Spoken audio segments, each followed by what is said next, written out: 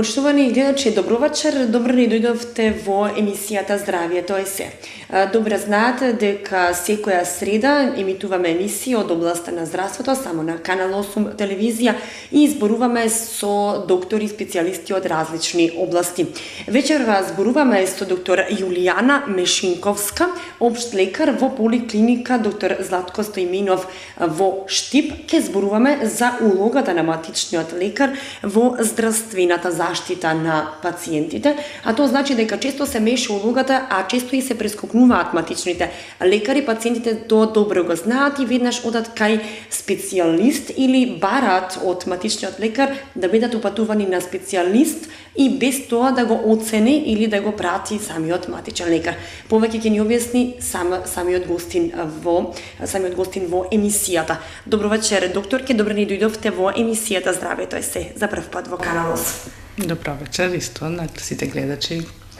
Јас споменав во најавата, нели, дека често пациентите бараат да бидат препраќани на специјалист и без да кажат што име и како име и без вие тоа да ги препратите на самиот специјалист.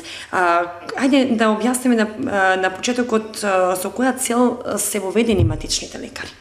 Пред повеќе години во Македонија, со цел подобра здравствена заштита на населението, е воведена институцијата матичен лекар токму со оваа цел, за да се подобри таа здравствена заштита. Матичниот лекар има увид во здравствената состојба на пациентот за едно подолго време, по урнекот на западните земји, каде што медицината е малку понапред, може да кажеме, кај нас, и воедно се поистоветува и со фамилјарен лекар, значи има увид во здравствената состојба на самиот пациент, здравствената состојба и на целото семејство, па така да диагнозата, лекувањето и успехот на излекувањето е подобар ако се иде преку еден лекар кој што сето тоа го синтетизира и успешно води.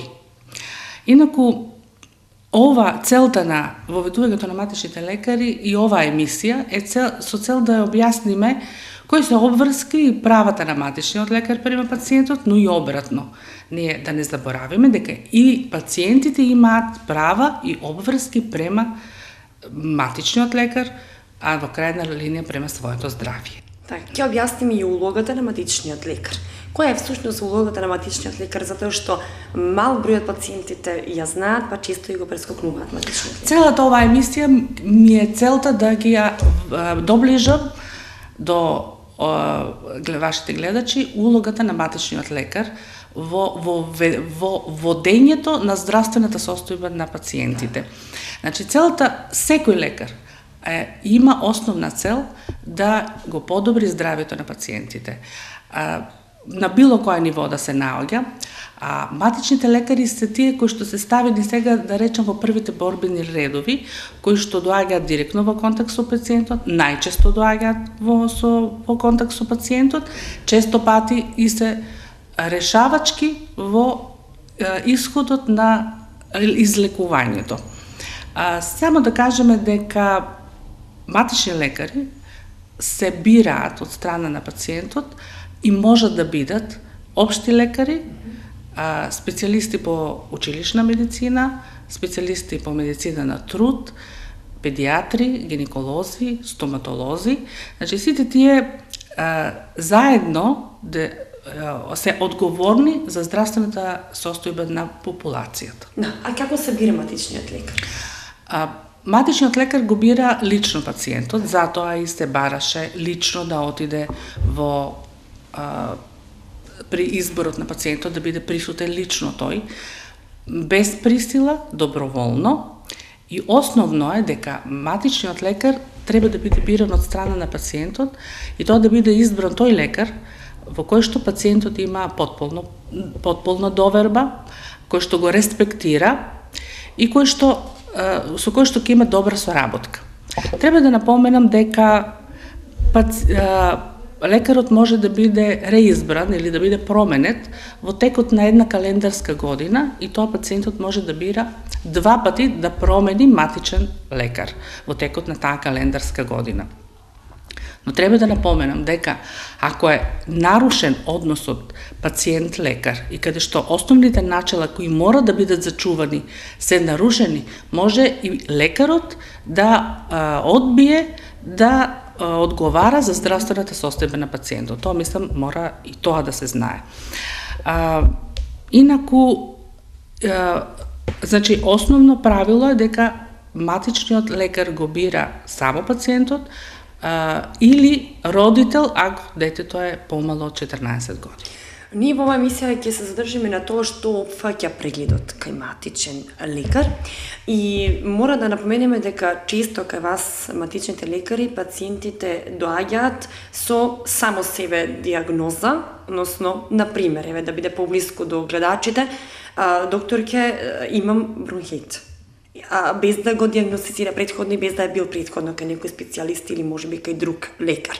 Без да биде прегледан, тој кажува дека има бронхит и сака веднаш да биде упатен кај специјалист. Дали често се случува тоа?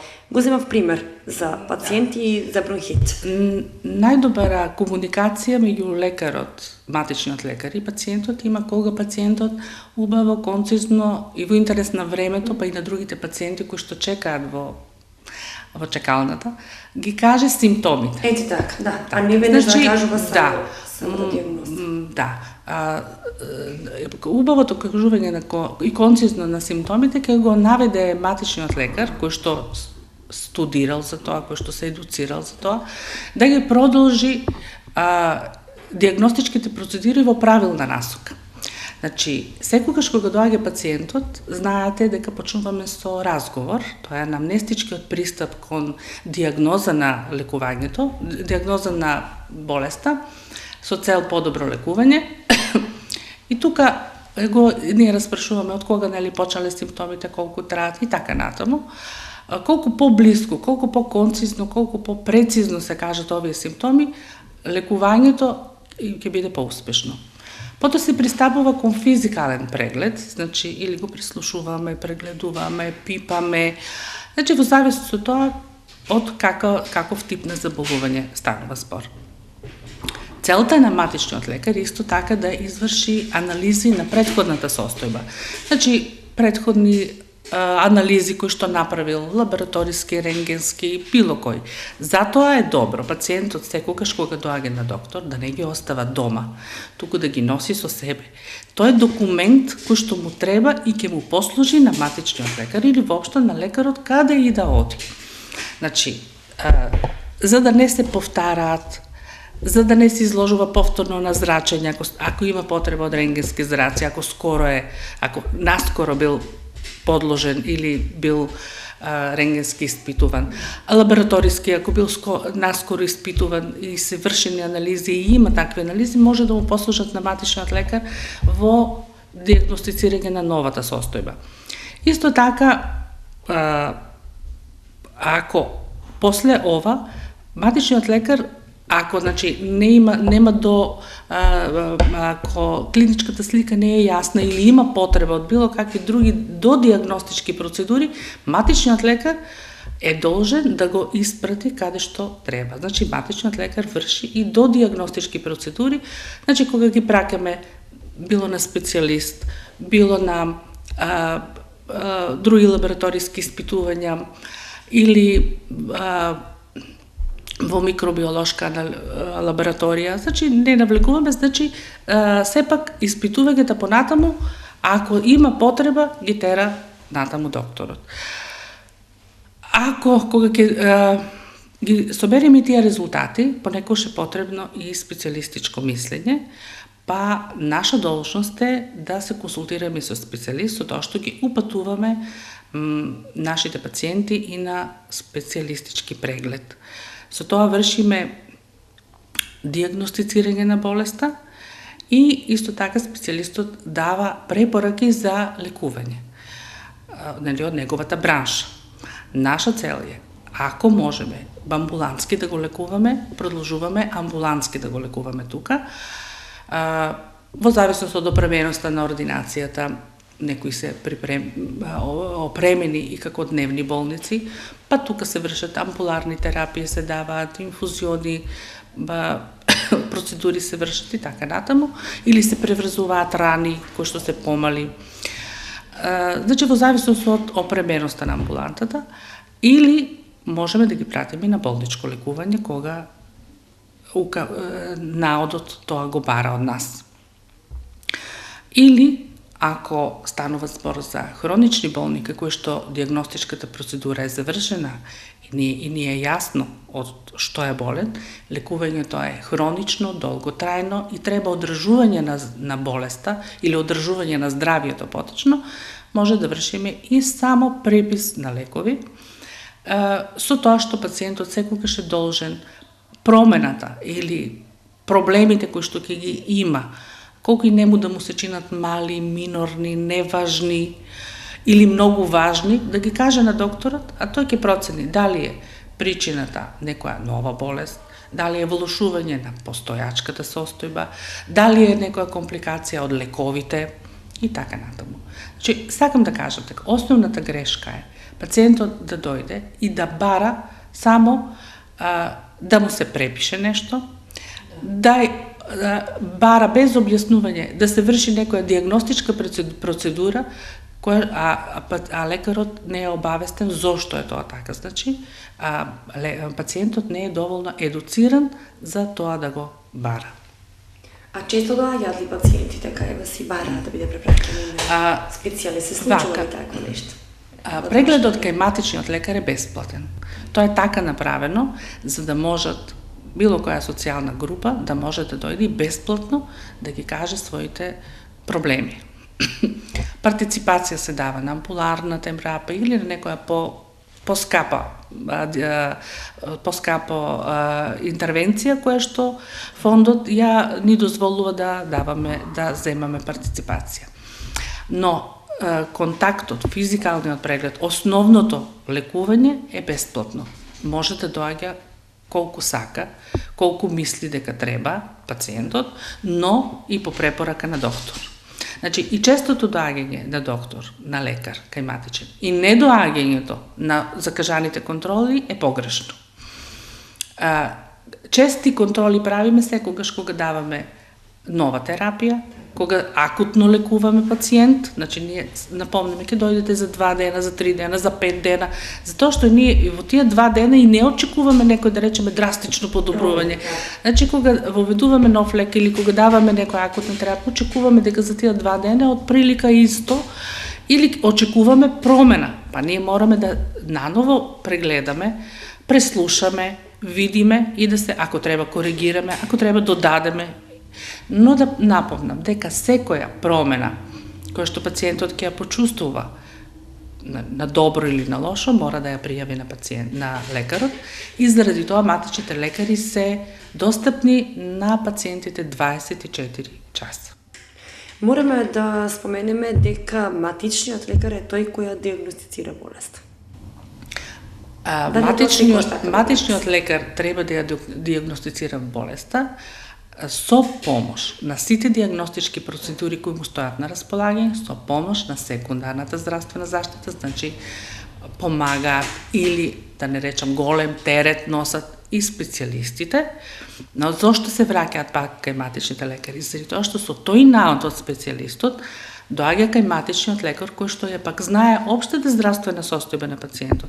Знае многу инкомпатибилности на лекови, значи знае дали пациентот, народски кажано, е алергичен кон тој лек, а специјалистот, пример, не стасал толку. Значи координација, тоа е толку фина координација меѓу лекарите од различни нивои, така да пациентите дури и тоа некој не чувствуваат. Но мислам, добар матичен лекар треба да ги знае сите проблеми со кои што се судрил во текот на животот или во текот на лекувањето. И кога вие сте матичен лекар, да речеме, на некој пациент повеќе години, вие знаете дека тој, да речеме, имал проблеми од одредени лекови, од гастроинтестиналниот тракт или од некој не ги поднесува и така натаму, така да сте многу фини координации кои што никој друг не може да му ги воспостави. Колку често се почитуваат матичните лекари? Како вие Па ја мислам дека дека во зависност од тоа каков е односот на матичниот лекар према пациентите, дека има соодветен фидбек. Значи и тие почитуваат и се придржуваат. За повеќето зборувам. Сега нели секогаш има исклучоци, но кога се избира матичен лекар на кој што пак ќе се навратам на кој што се има поверение, кој што се респектира, тој однос лекар-пациент е на завидно ниво. И секогаш ако не го респектирате, не го почитувате, не го бирате. Има матични лекари многу, затоа има и можност да се смени. Дали може би со воведувањето на новиот начин на закажување на термините со мој термин се подобри на некој начин комуникацијата помеѓу пациентот и матичниот лекар? Мора матичниот лекар да Матичниот лекар сега како е во пракса мој термин? Ја превзема улогата на, освен, нели, мора да му закаже преглед, но мора да, како прво, процени дали има потреба, дали има потреба, точно, кога, но понекогаш заради недостаток на време на матичните, на специјалистите или недостаток на термини соодветни, кога станува збор, например, за некое акутно воспаление, акутно заболување кој што мора да се лекува сега или најкасно утре, а нема термин, сведена е со одговорноста на матичниот лекар и често тој ја превзема за, да речеме, лекување до терминот или дури и потполно излекување на болеста заради тоа што не може да се одложува, не може, макар да има лекување и на хитни случаи кај специјалистите. Така, и да објасниме за начинот на водење на лекувањето всушност.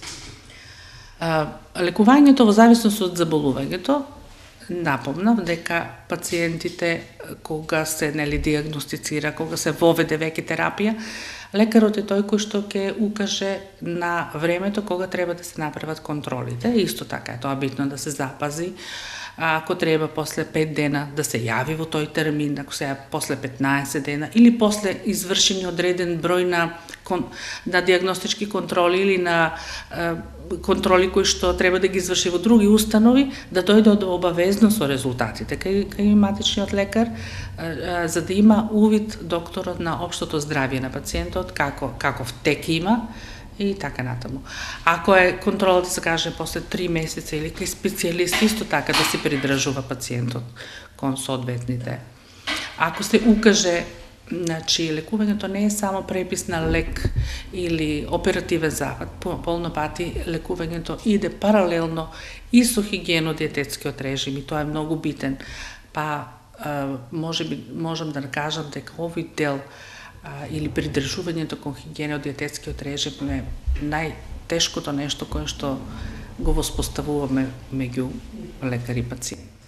Дали пациентите често бараат и да им се препишуваат антибиотици, не само закажување кај специјалист? Тоа мислам дека сите матични лекари ќе се согласат.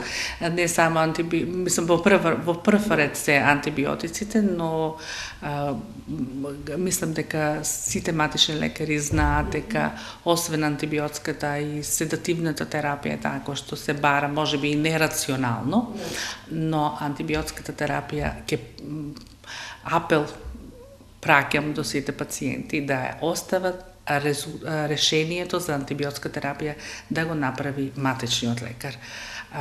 Имаме апели од Запад дека веќе се јавуваат резистентни соеви, значи кои токму заради нерационалната употреба на антибиотици. И друг апел, ако е веќе препишена антибиотската терапија, таа треба да се испие како што наложил матичниот лекар. Симптомите можат да поминат за 1 до 2 дена, но сите матични лекари знаат дека тоа не е доволно за излекување. Може само за лесно подобрување на здравствената состојба, а пациентите не ги допиваат со тоа што ствараат, токму на овој начин се ствараат тие резистентни соеви со незавршување на терапијата. Значи, кога е препишана 5-6 дена, терапија толку да се пие. Не 2 или 3, не на своја рака и обавезно контакт со матичниот лекар. Докторке, а што со тие пациенти што се чувствуваат здрави? Дали и колку често треба да се прават превентивните прегледи? Младата популација се чувствува здрава, но знаете дека во школската возраст се тие редовни систематски прегледи кои што се вршат со цел да се следи растот и развојот на децата. Сега кога завршиме со школувањето, и законска регулатива стана веќе на работните организации да вршат систематски прегледи, тие основните, што јас го поздравувам и често пати тука се најде некоја скриена болест која што се манифестира дури во понапредната фаза. Така да и мој апел е, значи има и сепак и покрај тоа има луѓе кои што не се опфатени, значи невработени и други студенти и така натаму кои што не ги опфаќа таа законска регулатива за систематски прегледи. Апелирам да имаат, да изберат матичен лекар, значи и да дојдат барем еднаш годишно, значи кога се чувствуваат здрави, да направиме анализа, да направиме анамнестичко испитување, физикално испитување и некои основни лабораториски испитувања кои што ќе ја дадат профил на нивното здравје. Значи тука знаат хипертензиите да бидат, значи покачените крвни притисоци да бидат скриени од почетокот, дијабетот исто така, асимптоматски од почетокот, посебно ако нешто е оптоварено во семејството, значи ако имаме такви болести од мајкина или од таткова страна по крвна рода, значи. Дијабетот го спомнав, високите ниво на масти, сега многу почесто се приметуваат дури кај помлада со начинот на исхрана и така натаму. Значи апелирам и кај тие што се чувствуваат здрави да дојдат и превентивно да извршат преглед кај матична. Така, ако станува збор за воредна состојба, например кога имаме епидемија, што им препорачувате на тие? Сега почнува сезоната на грипови, на вирусни инфекции, на горно-респираторни или долно-респираторни. Посебно се оптоварени тогаш амбулантите. Препорачувам, секако да заболените, болните, се јават на лекар и ја пијат препишаната терапија. Но препорачувам и на оние кои што се хронично болни, а кои што немаат вирусна инфекција од актуелната епидемиолошка состојба, да не ги вршат контролите во моментот кога, да речеме, е оптоварена амбулантата со болни и кои што во чекалната, кај што во чекалната има луѓе кои што многу кашлаат или кои што имаат покачена температура, бидејќи нивната хронична болест додатно се оптоварува со ова ново вирусно заболување. Значи треба да се внимаваме на тоа. Да, треба да се внимаваме. И еве за крај апел до сите пациенти односно сите гледачи кои слушаат. Пациентите да имаат респект према матичните лекари, лекарите респект према пациентите. Сигурно, да. Доктор, јас ќе се заблагодарам што издвоивте време за да учествувате во емисијата. Има за што да се разговара со матичните лекари, па повторно наш гостин во друга прилика. Благодарам исто, поздрави на сите вас. Почитувани гледачи, разговаравме со доктор Јулијана во приватната здравствена установа на доктор Златко Стоименов од Штип. Зборувавме за улогата на матичниот лекар и за односот на пациентот со матичниот лекар. Јас ќе ви се заблагодарам за вниманието со кое не следевте. Се гледаме во следната среда во истиот термин. До тогаш останете ми во добро здравје и слушајте ги советите на нашите гости, тоест лекарите. Довидување.